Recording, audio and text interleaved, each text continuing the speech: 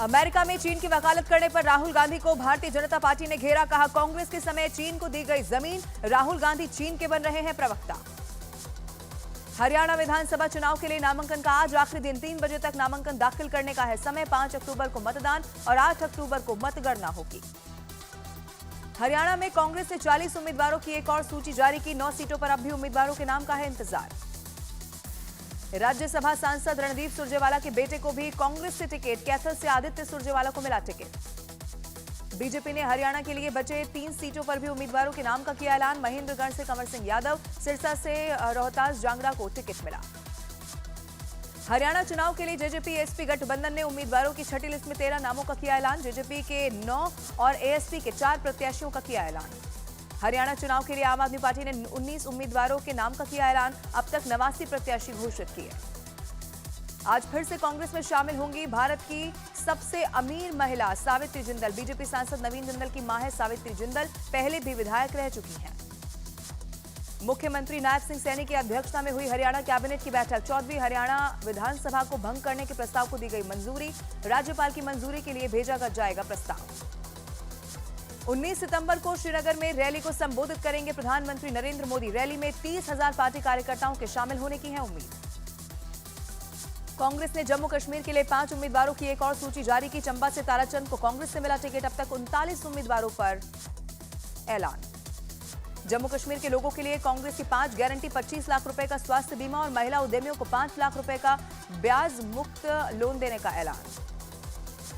Tihar jail से बाहर आते ही सांसद इंजीनियर रशीद ने आतंकी सलाहुद्दीन के लिए दिखाई हमदर्दी। कहा, चुनाव की गड़बड़ी की वजह से मोहम्मद यूसुफ शाह बना मोहम्मद सलाहुद्दीन। सांसद इंजीनियर रशीद का अब्दुल्ला परिवार पर बड़ा हमला। कहा, कश्मीर का सबसे बड़ा गद्दार शेख फारूक और उमर अब्दुल्ला।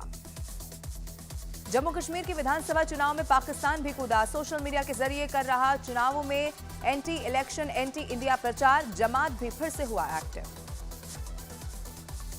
जम्मू कश्मीर में कांग्रेस अध्यक्ष मल्लिकार्जुन खड़गे का बीजेपी पर बड़ा हमला। कहा, अगर 20 सीटें और मिलती तो 400 पार वाले जेल में होते। बीजेपी नेता आरपी सिंह ने खड़गे के बयान पर हमला बोला। कहा, वो अपने नेताओं की चिंता करे जो बेल पर बाहर हैं। अमेरिका यात्रा पर राहुल गांधी के भारत विरोधी बयान देने वालों से मुलाकात पर सियासी घमासान। सीएम योगी ने कहा, देश में विभाजन का बीज बो रहे हैं राहुल गांधी।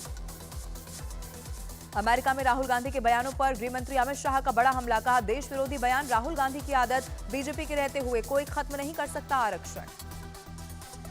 भोजपुरी अभिनेता पवन सिंह थाम सकते हैं जनसुराज का दामन। लखनऊ में जनसुराज के नेता और पूर्व आईपीएस आनंद मिश्रा से की मुलाकात। शिमला के संजौली में हिंदू संगठनों पर लाठीचार्ज से व्यापारियों में गुस्सा। आज 3 घंटे बंद रहेगा शिमला बाजार।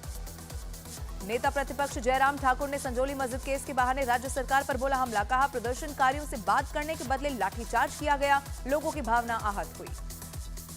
उत्तर प्रदेश के बहराइच में नहीं खत्म हुआ आदमखोर भेड़िए का आतंक। देर रात बुजुर्ग महिला पर किया हमला। अब तक पकड़े जा चुके हैं 5 भेड़िए। मध्य प्रदेश के सीहोर में सियार के बाद अब तेंदुए का है आतंक। तेंदुए को देखने के बाद लोगों में डर का माहौल।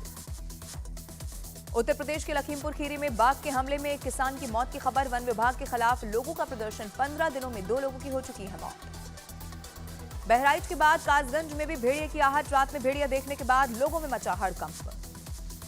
झारखंड के पालमू में शेर दिखने से मची दहशत। वायरल वीडियो में पेट्रोल पंप के पास सड़क पर घूमता हुआ दिखाई दिया शेर। दिल्ली के कई इलाकों में देर रात से शुरू हुई बारिश। मौसम विभाग ने आज और कल बारिश का अलर्ट किया था जारी।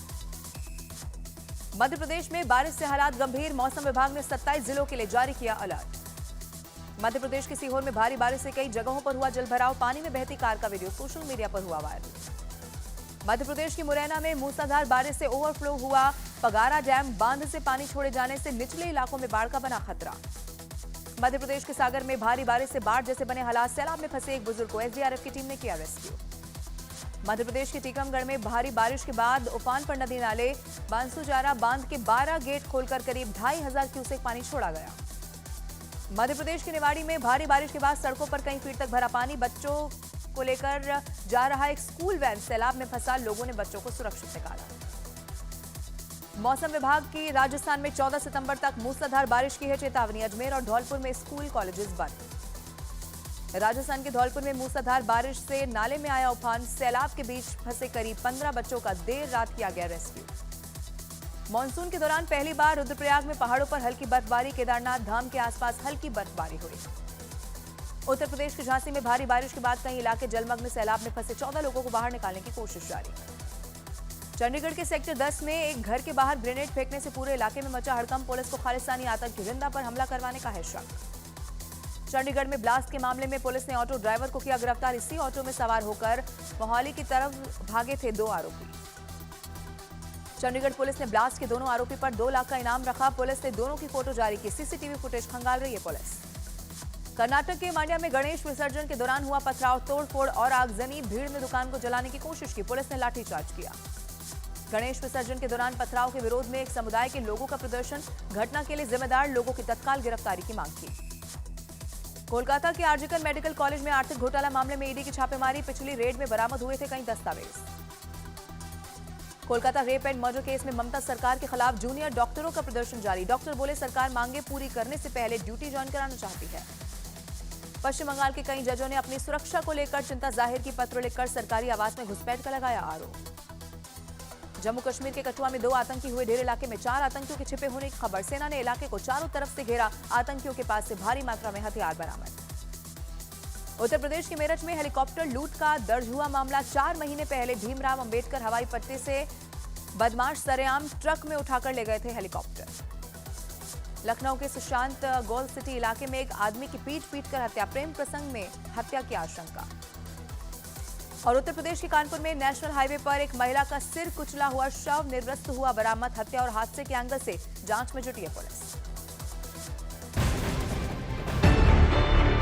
न्यूज़ 18 इंडिया चौपाल, एक ऐसा मंच जहां जब जब बात निकलेगी तो सिर्फ दूर तक नहीं बल्कि दुनिया के कोने कोने में जाएगी, क्योंकि इस बार बात होगी भारत के वैश्विक महाशक्ति बनने के लक्ष्य पर। सरकार, समाज, सेलिब्रिटी और स्पोर्ट्स स्टार्स के साथ न्यूज़ 18 इंडिया चौपाल देखिए सिर्फ न्यूज़ 18 इंडिया पर।